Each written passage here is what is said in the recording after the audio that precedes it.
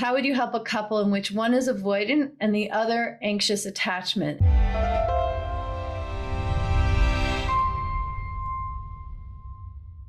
And so that is referring to attachment theory, which is if you Google it, there's a lot of information, books, YouTube articles about attachment theory, with the basic idea that when we are babies, very rarely are babies able to develop secure attachment fully. I mean, certainly to some degree, but secure attachment where they know from their caregivers, typically mother and father, that their needs will be met.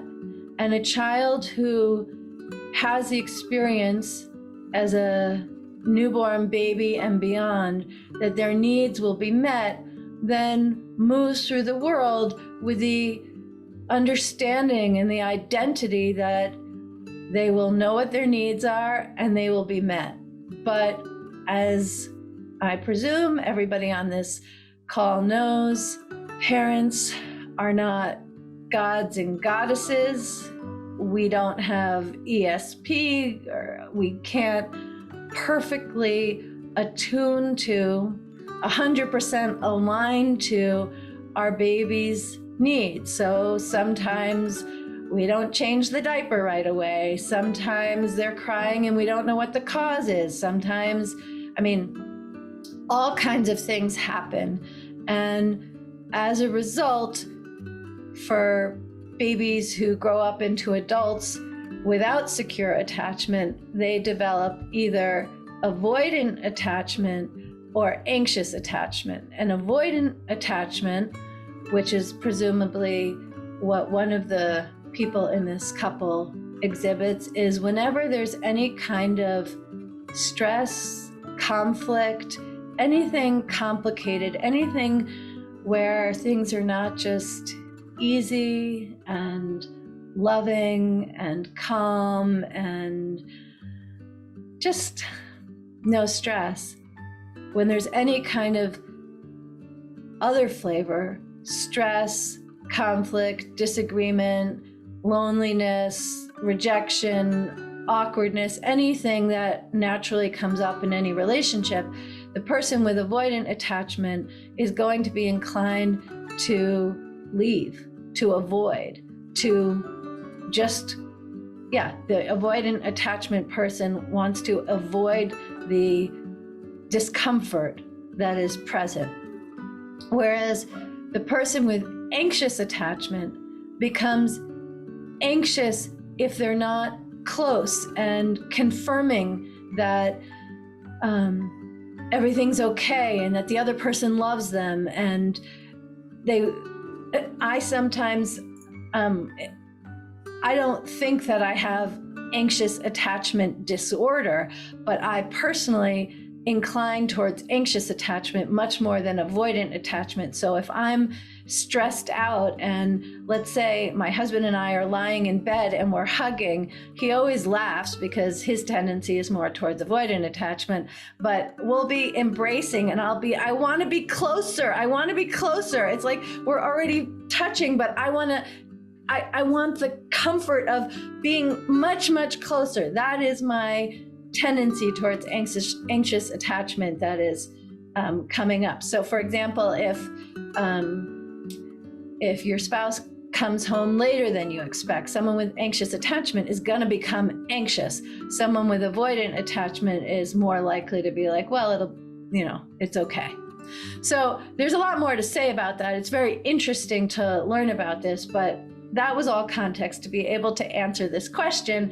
How would you help a couple in which one is avoidant and the other anxious attachment? So the first thing is to clarify that both of them want more connection. Because if both of them want more connection, then there are ways for the avoidant person to turn towards the relationship and towards the other person. And there are ways for the anxious attachment person to allow more spaciousness, more breathing room, more interdependence rather than codependence. Now, if I ask someone with anxious attachment, do you want more connection? They're invariably going to say yes. But the person with avoidant attachment may or may not say yes, they want more connection because their coping mechanism is to avoid things. But with the question, how would I help a couple? My first question is, do you both want more connection? And I would want to emphasize to the person with avoidant attachment that I'm talking about connection that feels good to you, that isn't suffocating, that has enough spaciousness that you get to be who you are and have more connection.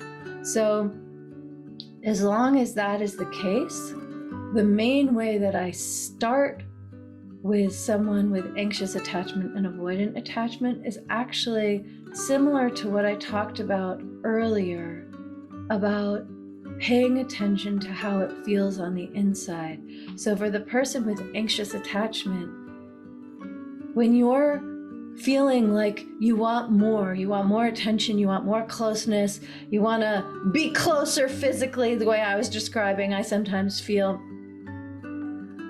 to instead just pay attention to how you feel. You might get in the habit of just writing down, I feel anxious, I feel lonely, I feel nervous.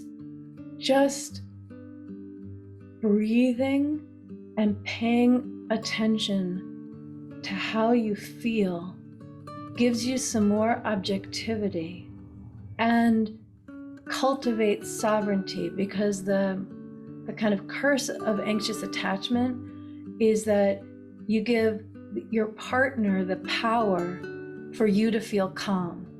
And that is not a well-placed power or responsibility. You need to learn to create your own safety so that you can then engage with your partner from wholeness rather than looking for your partner to fill that sense of need.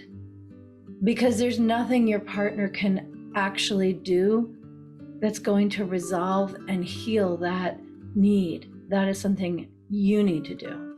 And for the avoidant person, the most important thing is to get in the habit of identifying their own needs and considering a variety of ways of getting them met. So sure, sometimes there's the default method of just separating, shutting down, going into a different room, tuning out. That's the familiar, but it's an unconscious default. So to just begin to have a few options, a menu to choose from, it creates more sovereignty, spaciousness, and availability for connection. So another possibility in that moment, other than shutting down, might be to say, I'm uncomfortable discussing this.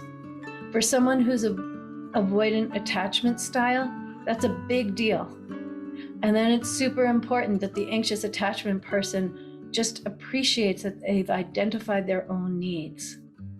Because to put it simply, the avoidant person tends to just ignore their needs and just disconnect, and the anxious person can become obsessed with their needs and want the other partner to meet them. Both of those are barriers to luscious, open-hearted, gratifying connection. But what I'm wanting to convey is that in the case of overcoming the disconnection resulting from avoidant and anxious attachment, the work begins with up-leveling and taking responsibility for your own relationship to your own needs.